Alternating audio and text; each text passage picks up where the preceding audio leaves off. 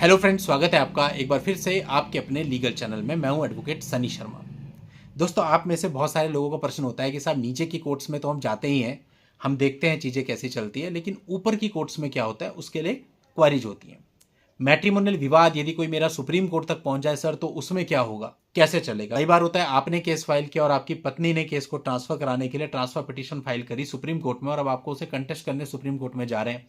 या कई बार आपका कोई ऑर्डर हाई कोर्ट से कैंसिल हुआ है, उसकी अपील करने आप सुप्रीम कोर्ट में जा रहे हैं। या कई बार आप हाई कोर्ट से खारिज हुई क्वेश्चन को लेकर के सुप्रीम कोर्ट में जा रहे हैं। किसी भी कारणवश आप ऑनरेबल सुप्रीम कोर्ट में जाते हैं, तो जहां पर आपके वैवाहिक विवाद होते हैं, वहां पर अधिकतर मामलों में ऑनरेबल सुप्रीम कोर्ट आपके मामलों को मीडिएशन में डाल देता है। अब यहां से आपका प्रश्न होता है, एज ए हस्बैंड आप पूछते हैं कि सर मीडिएशन में क्या होगा।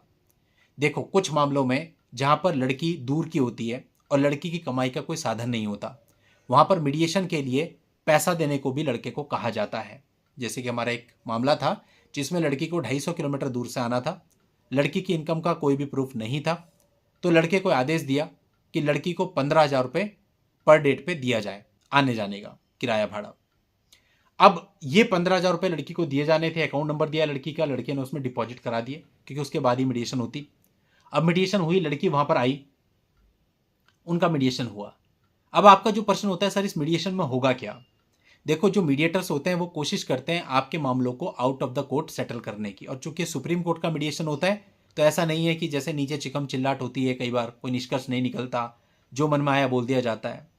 इसी मामले का उदाहरण बताऊं तो इस मामले में लड़की कुछ ज़्यादा बोलने लगी, बात करने को रेडी नहीं थी, तो मीडिएटर्स ने बहुत ही स्ट्रिक्टली बोला ये सुप्रीम कोर्ट है, आप इसे क्या समझ रही हैं, और जो आपको 15,000 रुपये दिए हैं ये मिठाई खाने के लिए नहीं दिए हैं, आप आइए, तरीके से बैठिए और बात करिए। तो यानी कहने का मतलब वहां पर काफ़ी स्ट्रिक्टनेस भी होती है, और कई बार बहुत ही जेंटल तरीके से आपके मामले को सुलझा करके एक रीजनेबल पर सेटल भी कर दिया जाता है।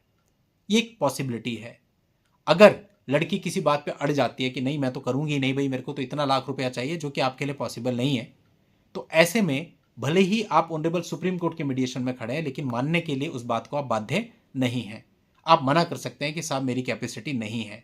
आपको चाहे कोई कितना समझाए, कितना ही प्रेशर डाले, बट अगर आपकी कैपेसिटी नहीं है तो 1% आपको नहीं समझना कि कोई आपके ऊपर दबाव डाल सकता है। आप साफ साफ मना कर सकते हैं। साथ ही अगर लड़की कोई अमाउंट बता रही है, आप जो अपना अमाउंट सही समझते हैं वो वहां पर मीडिएशन में बता सकते हैं। अगर आपका अमाउंट ठीक ठाक है, रीजनेबल है, तो मीडिएटर कोशिश कर सकते हैं लड़की को वहां तक लाने की, वहां तक कन्विंस करने की। अब इसको एक उदाहरण से समझना बहुत ही जरूरी है ताकि आपको प्रैक्टिकली समझ में आ सके। एक लड़की कहती है कि मेरे को 30 लाख रुपए चाहिए। अब सामने से अगर लड़का कहता है कि सर ये 30 लाख रुपीज गलत कह रही है, कोई इनका खर्चा नहीं हुआ, कोई हमने दहेज नहीं लिया, जो थोड़ा बहुत है प्रूफ भी मेरे पास है, बट अभी अब मीडिएशन में है तो हम उस पर नहीं जाएंगे, पर मेरा कहना है 30 लाख तो किसी तरह से बनता नहीं है। ठीक है, थोड़ा बहुत इसका मेंटेनेंस बंधा हुआ है, मैं फाइनली इसमें 15 लाख रुपए दे सकता हूं।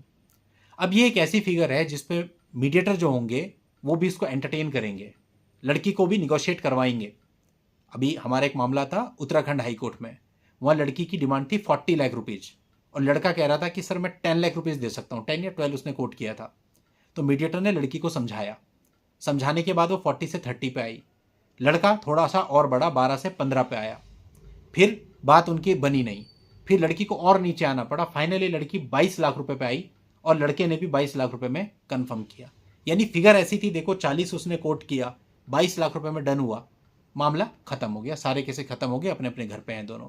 लेकिन वहीं अगर आप ऑनरेबल सुप्रीम कोर्ट या हाई कोर्ट के मीडिएशन में बैठे हैं और लड़की कहती है मुझे 30 लाख चाहिए, और आप कहते हो मैं तो 2 लाख रुपए दूंगा, आपका गेम खत्म। आपसे फिर ज्यादा कुछ बात की ही नहीं जाएगी, क्योंकि वो प्रैक्टिकल ही नहीं है।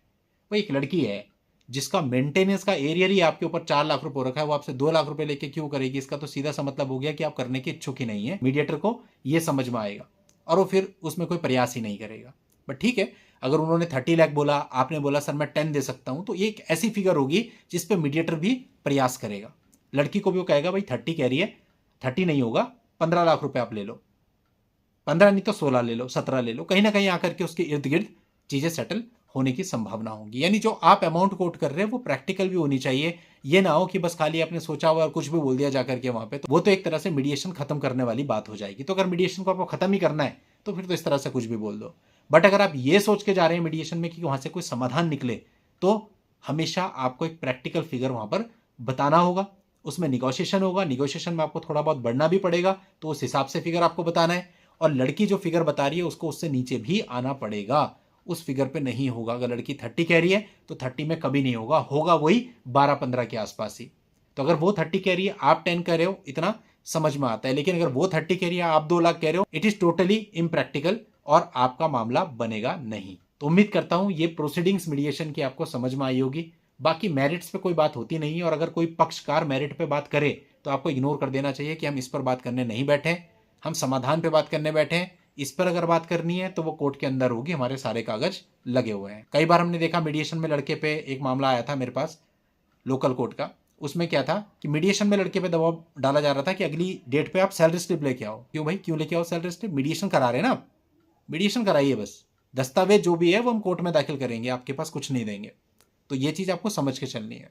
आज की इस वीडियो में इतना ही रखता हूं दोस्तों। नेक्स्ट वीडियो में ऐसे किसी नए टॉपिक के साथ मैं आपसे फिर मिलूंगा। तब तक के लिए goodbye and thank you for watching. Take care.